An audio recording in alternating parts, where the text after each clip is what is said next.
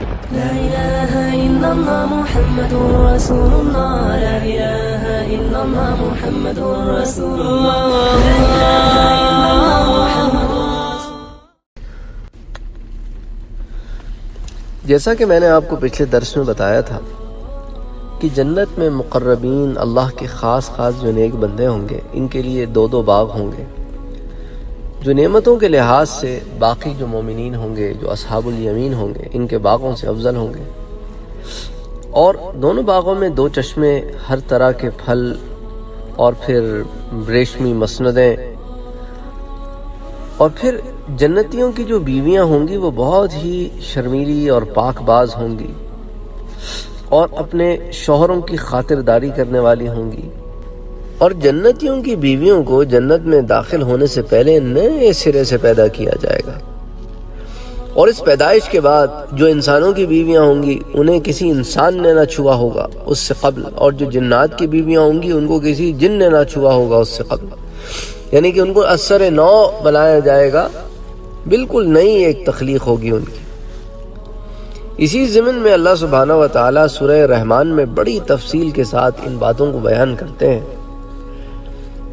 اور اللہ عز و جل ارشاد فرماتے ہیں کہ وَلِمَنْ خَافَ مَقَامَ رَبِّهِ جَنَّتَانِ، اور جو شخص اپنے رب کے حضور پیش ہونے سے ڈرتا رہا اس کے لیے 2 باغ ہوں گے. تو اے جن و انس، تم اپنے رب کی کن کن نعمتوں کو جھٹلاؤ گے؟ اور دونوں باغ ایسے ہوں گے کہ ہری بھری ڈالیوں سے بھرپور ہوں گے، اور پھر دونوں باغوں میں ہر پھل کی 2 قسمیں ہوں گی، ایک دنیا میں استعمال کی ہوئی، دوسری اس سے الگ.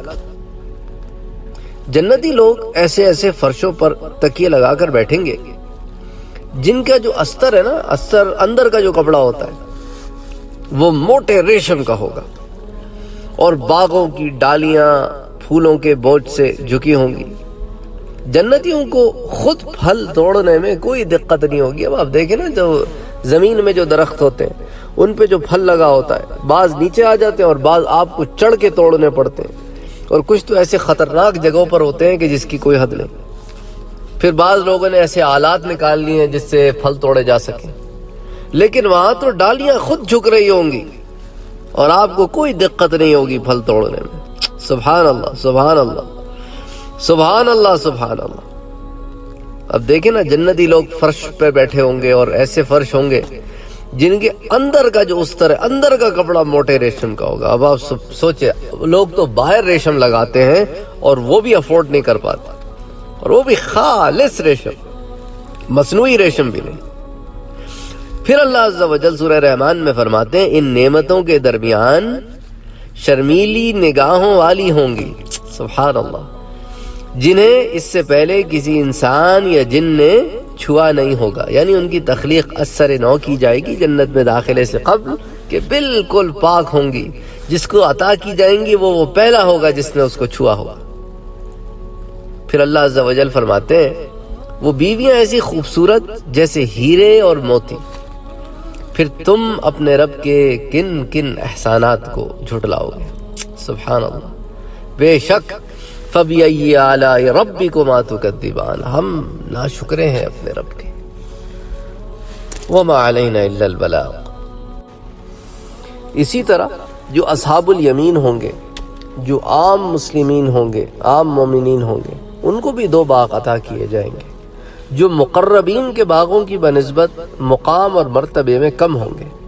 ان باغوں میں بھی چشمے اور لذیذ پھل موجود ہوں گے. نیک پاک باز، حسین و جمیل، موٹی آنکھوں والی، گوری گوری عورتیں، حوریں، ان کی بیویاں ہوں گی جنہیں اس سے پہلے کسی نے چھوا تک نہیں ہوگا.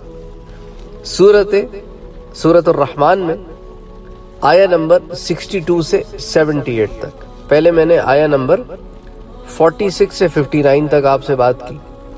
یہ حال تھا ان کا جو مقربین تھے، آیہ 46 سے 59 تک.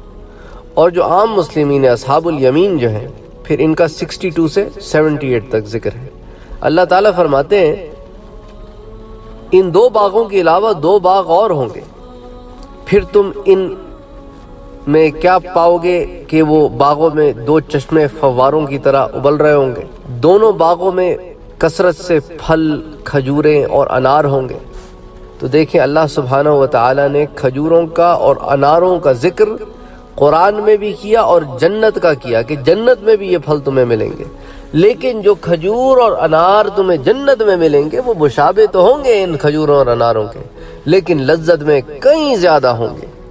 فیہما فاکہۃ والنخل والرمان، نخل کہتے ہیں کھجور کو، رمان کہتے ہیں انار کو۔ فیہن خیرات حسان، اور ان نعمتوں کے درمیان نیک، پاک باز اور حسین و جمیل بیویاں ہوں گی۔ حوریں خیموں میں ٹھہرائی گئی ہوں گی، سبحان اللہ۔ اور ان خیموں کا کیا عالم ہوگا؟ جنت کی سیریز میں، جنت کے ضمن میں جو ہم نے جنت کے بیان کے متعلق کافی سیریز کی ہیں، ان میں ایک سیریز میں میں نے صرف خیموں پہ بات کی ہے کہ جنت کے خیموں کا کیا حال ہوگا، تو آپ اس کی تفصیلات وہاں جا کے سن سکتے ہیں۔ تو بہرحال وہ حوریں ایسی ہوں گی کہ خیموں میں ٹھہرائی گئی ہوں گی۔ جنتیوں سے پہلے کسی انسان یا جن نے ان عورتوں کو چھوا بھی نہ ہوگا۔ جنتی لوگ سبز قالینوں اور نفیس و نادر فرشوں پر تکیے لگا کر بیٹھیں گے۔ اچھا، جب پچھلے لوگوں کا حال بیان کیا تھا اللہ سبحانہ و تعالیٰ نے، جس کے اندر مقربین تھے، تو ان کا تو عالم یہ ہوگا کہ باغ کی ڈالیاں پھلوں کے بوجھ سے جھکی ہوں گی اور وہ یوں ہی توڑ لیں گے۔ ان کے پاس بھی شرمیلی نگاہوں والی بیٹھی ہوں گی جنہیں کسی نے نہیں چھوا ہوگا، جو خوبصورت ہیرے اور موتی جیسے ہوں گی۔ اور یہاں پر اللہ سبحانہ و تعالیٰ نے کچھ اور حال بیان کیا ہے کہ یہ بھی ہوں گی، پاک ہوں گی، انہیں بھی کسی نے نہیں چھوا ہوگا، یہ بھی حسین و جمیل ہوں گی، لیکن ان کی نعمتوں میں اور ان کی نعمتوں میں بڑا فرق ہوگا۔ اچھا، یہ بھی سبز قالینوں پہ بیٹھے ہوں گے، نفیس و نادر فرشوں پر تکیے لگائے بیٹھے ہوں گے۔ تو اللہ سبحانہ و تعالیٰ انہیں بھی چیزیں عطا فرمائیں گے، لیکن جو مقام اور جو نعمتیں مقربین کو ملیں گی اس سے ان کی نعمتیں بدرجہ کم ہوں گی جو عام مومنین ہوں گے، جن کو اصحاب الیمین کہتے ہیں۔